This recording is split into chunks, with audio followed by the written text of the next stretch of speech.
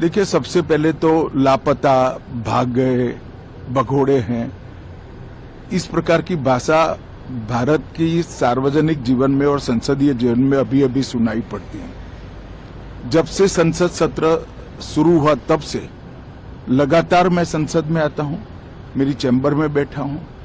चूंकि संसद भवन के अंदर विपक्ष संसद को चलने ही नहीं दे रहा है, दोनों गृहों में, तो कोई जाकर क्या करेगा।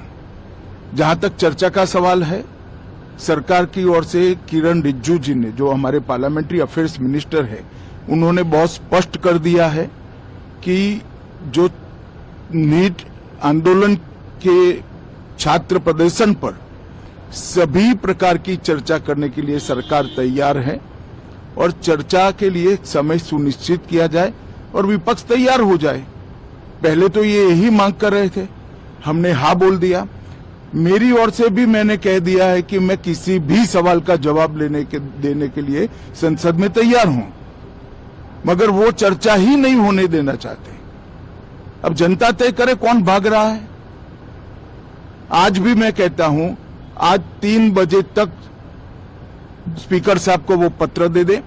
3 बजे से लेकर कल 3 बजे तक सभी प्रकार की चर्चा के लिए हम तैयार हैं।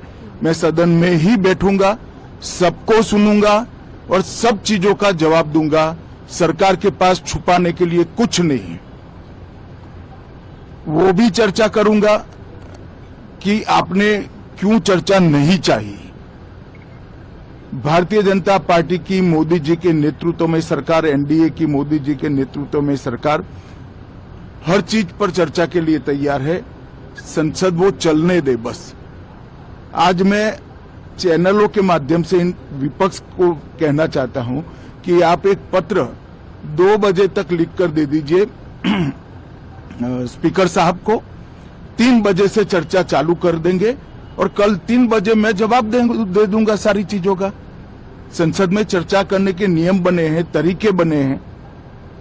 अब मुझे कोई कहता है कि आप एक स्टेटमेंट दे दो, इतने गंभीर मसले पर इस तरह से चर्चा नहीं हो सकती है। शायद आपके पद्धति में होगा, मगर संसदीय पद्धति ये नहीं है। संसद में एट लेंथ चर्चा होती है। आज 3 बजे से देर रात तक, जब तक वो बैठे, और कल दोपहर 3 बजे तक हम तो क्वेश्चन आवर भी सस्पेंड करने के लिए तैयार है, अगर स्पीकर साहब अनुमति देते हैं तो।